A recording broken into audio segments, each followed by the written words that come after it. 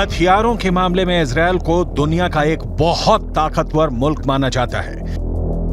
Israel का arrow air defence इतना ताकतवर है कि इजरायल दावा करता है कि अगर 2000 किलोमीटर दूर से भी कोई मिसाइल इजरायल की तरफ लॉन्च होती है तो मिसाइल लॉन्च होते ही इजरायल का एयर डिफेंस सिस्टम एक्टिव हो जाता है। जब तक इजरायल अपनी एयरफोर्स के माध्यम से गाजा पट्टी पर बमबार्डिंग करता रहा, तब तक इजरायल के सैनिकों के मारे जाने की संख्या का आंकड़ा लगभग स्थिर रहा। लेकिन जैसे ही इजरायल ने अपना ग्राउंड ऑपरेशन शुरू किया, इजरायल के सैनिकों की मौतों की संख्या लगातार बढ़ती गई। लेकिन अब जो समाचार फिलिस्तीन के अखबार छाप रहे हैं, उससे ऐसा लग रहा है कि इजरायल की सेना और इजरायल की सरकार इजरायल के सैनिकों की मौत के आंकड़ों को छुपा रही है।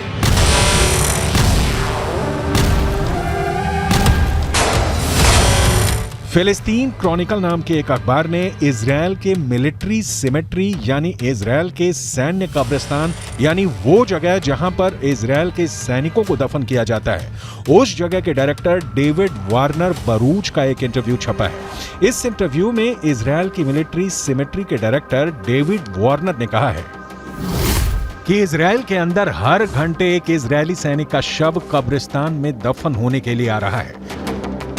इस इंटरव्यू को फिलिस्तीन के अरब देशों के अखबारों ने हाथों हाथ लिया और यह दावा किया कि इजरायल के सैनिकों की मौत का आंकड़ा आधिकारिक आंकड़े से कहीं ज्यादा है। जेरूसलम के पश्चिमी इलाके में माउंट हर्जल कब्रिस्तान है और यहां पर इजरायल की सेना में काम करने वाले सैनिकों को दफनाया जाता है। मिडल ईस्ट मॉनिटर नाम की एक और न्यूज वेबसाइट में इस कब्रिस्तान के डायरेक्टर डेविड ओरेन का बयान छपा है। पिछले 48 घंटे में 50 इजरायली सैनिकों को दफनाया गया है। ये चौंका देने वाली बात है क्योंकि इजरायल ने दावा किया है कि 7 अक्टूबर से अब तक इजरायल के करीब 400 सैनिक मारे गए हैं। इनमें से करीब 80 सैनिक गाजा के ग्राउंड ऑपरेशन में मारे गए हैं। करीब 10 सैनिक लेबनान के बॉर्डर पर हिजबुल्लाह से लड़ते हुए मारे गए हैं और 300 से ज्यादा सैनिक 7 अक्टूबर और उसके बाद एक हफ्ते तक इजरायल के अंदर हमास के आतंकवादियों से सीधे लड़ते हुए मारे गए हैं। लेकिन फिलिस्तीन के अखबारों का दावा है कि ग्राउंड ऑपरेशन में इजरायल के सैनिकों के मारे जाने की संख्या आधिकारिक आंकड़ों से कहीं ज्यादा है।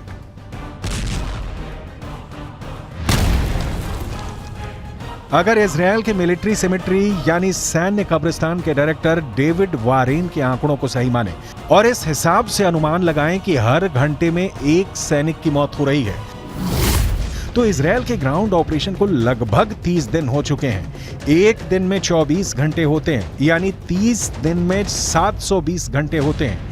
अगर इजरायल के सैन्य कब्रिस्तान के डायरेक्टर के मुताबिक हर घंटे में एक सैनिक की मौत हो रही है, तो इसका मतलब यह है कि अब तक ग्राउंड ऑपरेशन से 30 दिनों में 720 सैनिकों की मौत हो चुकी है। यह सिर्फ एक अनुमान है, इसकी पुष्टि नहीं की जा सकती है। इतना ही नहीं, हिजबुल्लाह ये दावा करता है कि लेबनान के बॉर्डर पर जो जंग चल रही है उसमें हिजबुल्लाह के 80 लड़ाके मारे गए हैं, जबकि इजरायल के करीब 10 सैनिक मारे गए हैं। जबकि हिजबुल्लाह को सपोर्ट करने वाले देश ईरान के सर्वोच्च नेता खामनेई भी ये बयान जारी कर चुके हैं। इजरायल के ज्यादा सैनिक मारे गए हैं, लेकिन इजरायल आंकड़ों को छुपा रहा है। अब ऐसे में सवाल ये उठता है कि क्या वाकई में इजरायल की सेना अपने मारे गए सैनिकों के आंकड़ों को छुपा रही है? इजरायल की सेना प्रोपेगेंडा वॉर में हमेशा सबसे आगे रहती है और आज भी इजरायल और हमास के युद्ध में अगर देखा जाए तो हमास के पक्ष में बात करने वाले गाजा पट्टी के फिलिस्तीनी पत्रकारों की हालत बहुत ज्यादा खराब है। गाजा पट्टी के अंदर लगातार हुई बमबारी में अब तक करीब 45 पत्रकार मारे जा चुके हैं जो फिलिस्तीन के मुद्दे को कवर कर रहे थे। अब ऐसी स्थिति में गाजा के संचार तंत्र पर इजरायल का 75% कब्जा है और इजरायल जो चाहता है वही सूचना गाजा से बाहर निकलती है, क्योंकि गाजा के अंदर इजरायल की सेना अपनी पकड़ को मजबूत कर रही है।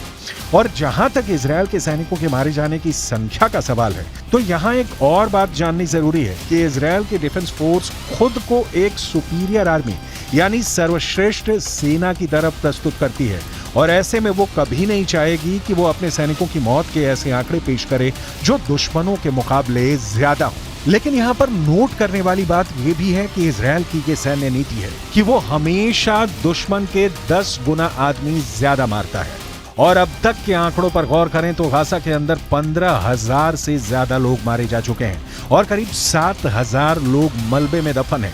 इनमें से मारे गए बच्चों की संख्या तो करीब 7,000 हो चुकी है। यानी गाजा में एक बहुत बड़ा नरसंहार हो रहा है। लेकिन उसके बाद भी अमेरिका के नेशनल सिक्योरिटी काउंसिल के प्रवक्ता जॉन किर्बी ने पत्रकारों के सामने एक प्रेस कॉन्फ्रेंस में यह कहा है कि गाजा पट्टी में कोई नरसंहार नहीं हो रहा है। ये पूरा बयान आपको सुनाएंगे और इसके आगे आपको ये भी बताएंगे कि कैसे जॉर्डन भी गाजा पट्टी के जख्मों पर नमक छिड़क रहा है।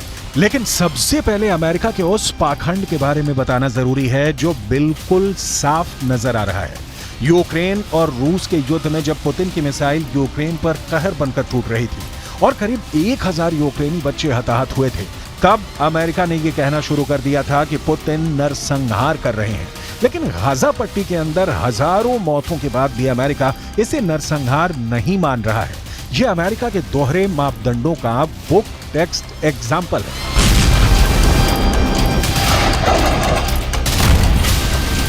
Hamas wants, make no mistake about it, is genocide. They want to wipe Israel off the map. They've said so publicly, more than one occasion. In fact, just recently. And they've said that they're not going to stop. What happened on the 7th of October is going to happen again and again and again. And what happened on the 7th of October? Murder, slaughter of innocent people in their homes or at a music festival. That's genocidal intention.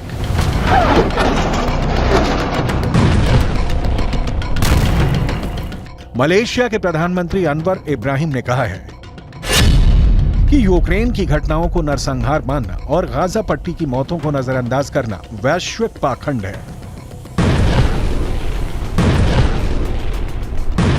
दूसरी तरफ अगर देखा जाए तो अब तक Gaza पट्टी के अंदर 30,000 से ज्यादा लोग घायल हैं और गाजा पट्टी के अस्पतालों की हालत क्या है ये पूरी दुनिया को नजर आ रही है। जॉर्डन ने गाजा पट्टी के घायल लोगों के लिए इजिप्ट के अंदर एक फील्ड हॉस्पिटल बनाया है। किंग अब्दुल्ला के बेटे खुद इस अस्पताल की निगरानी करने के लिए गए।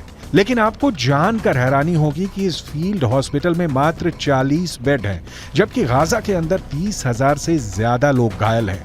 और इन हालातों में एक फील्ड हॉस्पिटल में मात्र 40 बेड का इंतजाम लोगों के साथ एक क्रूर मजाक है।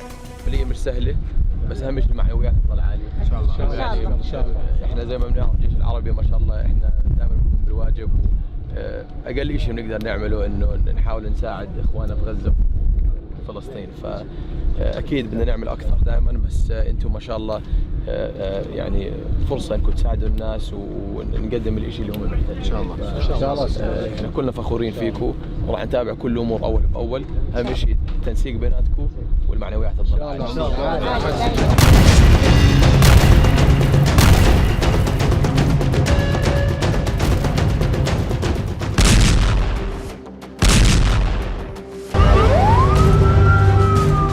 इजरायल अपनी टेक्निकल सुपेरियरिटी की वजह से अजेय है। पिछले हफ्ते इजरायल ने हमास की ताकत को इस कदर नेस्तोनाबूद किया था कि पिछले हफ्ते 72 घंटे में इजरायल की राजधानी तेल अवीव पर एक भी मिसाइल अटैक नहीं हुआ था। और जब सोमवार को तेल अवीव पर एक मिसाइल अटैक हुआ तो जहां से मिसाइल अटैक हुआ उस रॉकेट लॉन्चर को भी गाजा के अंदर जाकर इजरायल ने तबाह कर दिया। ये इजरायल की ताकत है। हमास के प्रवक्ता अबू उबैदा की माने तो हमास के लड़ाकों ने इजरायल के 350 से ज्यादा बख्तरबंद गाड़ियां और टैंकों को उड़ा दिए हैं।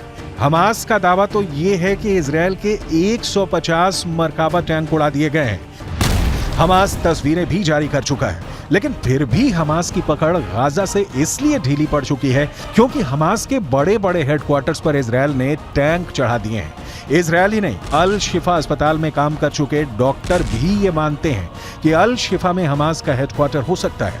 टाइम्स ऑफ इजरायल अखबार ने यह दावा किया है कि फ्रांस 24 नाम के एक न्यूज चैनल पर एक ब्रिटेन के डॉक्टर ने इंटरव्यू दिया है। इस डॉक्टर ने 3 साल तक अल शिफा अस्पताल के अंदर काम किया था।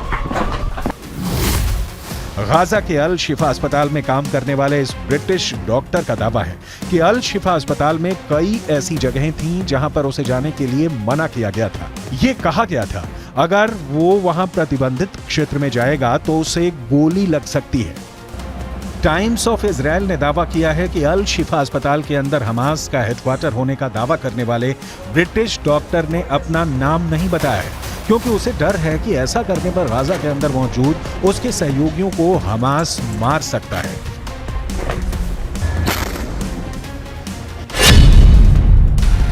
अल शिफा अस्पताल में काम करने वाले इस ब्रिटिश डॉक्टर ने आगे कहा कि सावधान किए जाने की वजह से मैं गाजा के अल शिफा अस्पताल के प्रतिबंधित क्षेत्रों से दूर रहा, लेकिन मैंने कुछ संदिग्ध से नजर आने वाले ऐसे लोगों को अस्पताल में हर समय अंदर और बाहर जाते देखा था जो चिकित्सा कर्मी नहीं थे।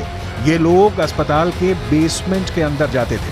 The first time our forces entered the Shifa complex, they went in with a bomb-sniffing dog, and they discovered a truck full of ammunition. After revealing the shaft by the D9, they saw a circular opening, and they couldn't see all the way down at the time, but further investigations and tools lowered down it revealed that this is a 10-meter deep shaft that leads to a corridor. At the end of that corridor, there is a blast-proof door with a shooting hole at the top of it.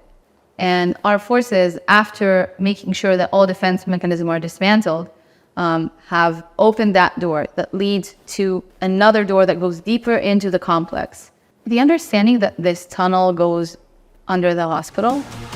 Israel defence force ने इस British doctor के interview को आधार बनाते हुए एक बार फिर कहा है कि इस इंटरव्यू से साबित होता है कि अल शिफा अस्पताल का इस्तेमाल हमास के आतंकवादियों के द्वारा हेडक्वार्टर की तरह किया जा रहा था।